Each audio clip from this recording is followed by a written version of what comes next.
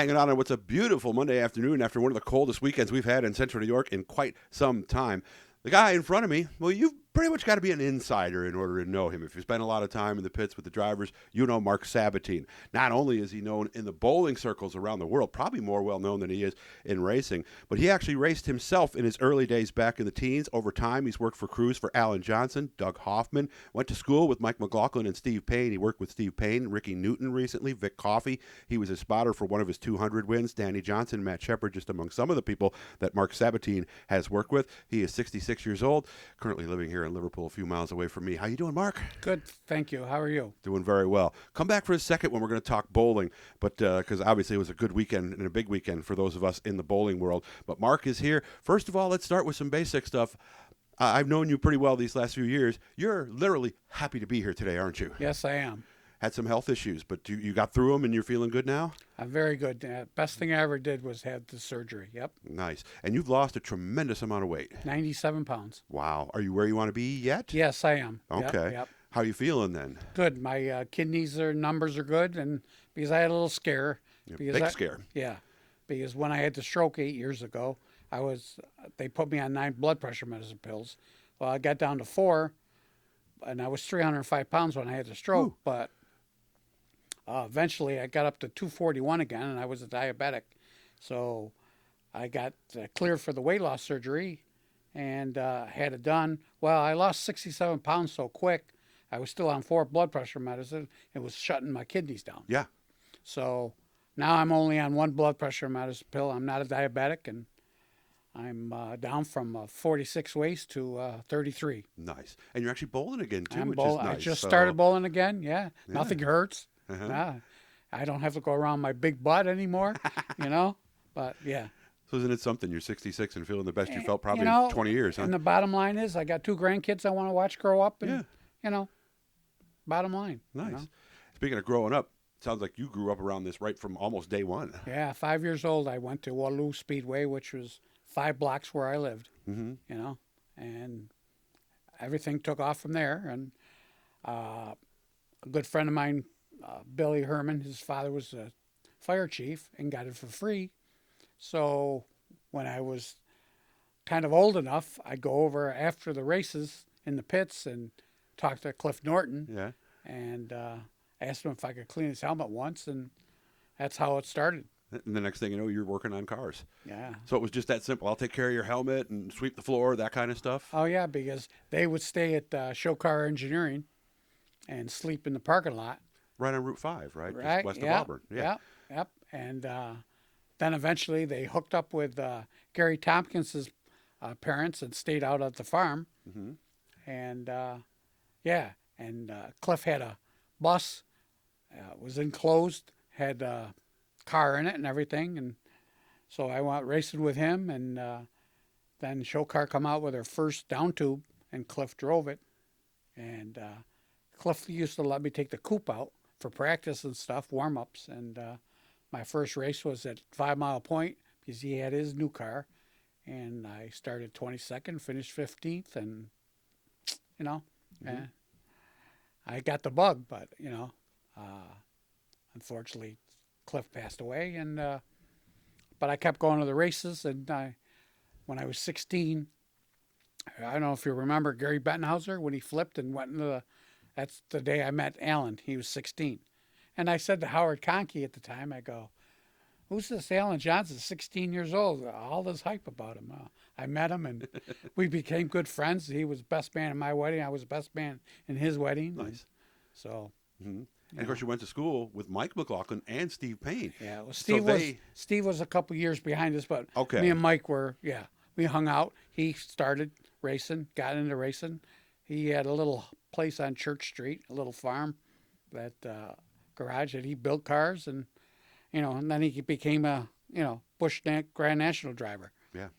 Later in life, which Later was in the life. rare. Yeah. Even then. Yeah.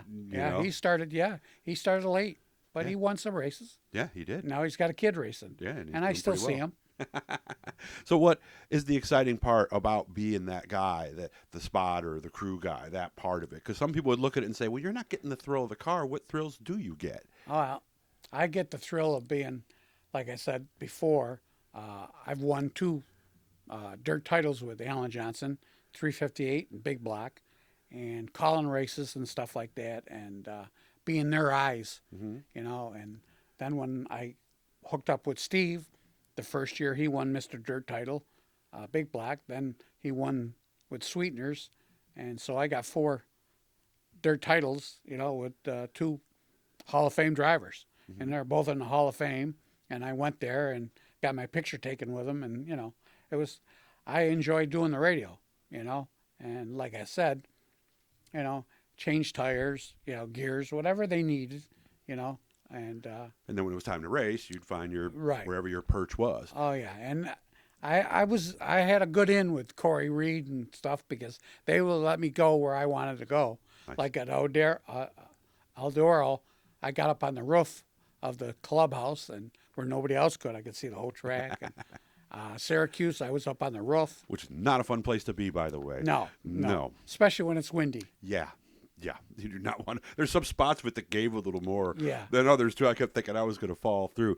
It sounds easy when you listen to it on TV. Right. You know, and you hear the spotter, too back, too low, stuff like that. But it's got to be incredibly nerve-wracking. Well, it can be. It can be, especially, you know, if you're not in a place where you can see everything. But I'd say one of the best things is we're at Lernerville, me and Steve, and everybody had a choice of running hard tires or soft. Well, it was 100 laps. Well, everybody put softs on. So we put a hard on the right rear.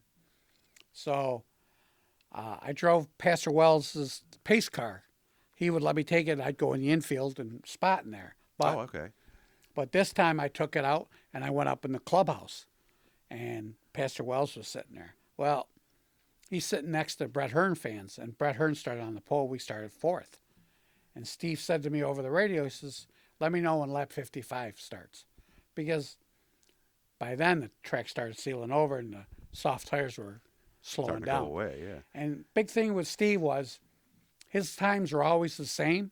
When the track slowed down, his times were still the same. Where everybody slowed down, he stayed the same. Because he got better as the track because of his foot. So we got to lap 55 and Brett was leading and the people, you know, next to him were going, yep, nobody's going to beat Brett. Nobody's going to beat Brett. It's over. Yeah, not even close. Well, Steve was second. So they had a caution to lap 54. And next thing you know, I said, Steve, lap 55. He says, okay, thanks.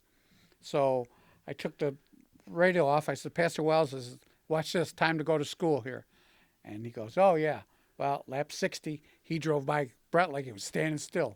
And these people like mouth drop. So after the race, I said, hey, congratulations. Before you go on the victory lane, he says, shock straps on the track. Will you pick it up for him?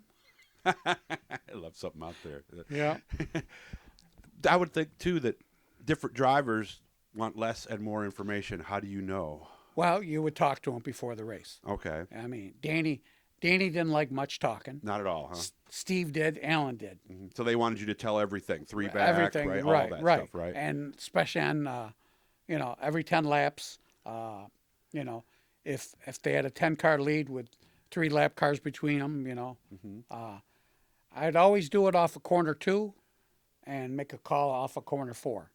You know, I wouldn't call it the whole way down. That's true, because in the corners they're a little busier too. So Right. give them that time. And okay, Right. Are there some people? We got about a minute left.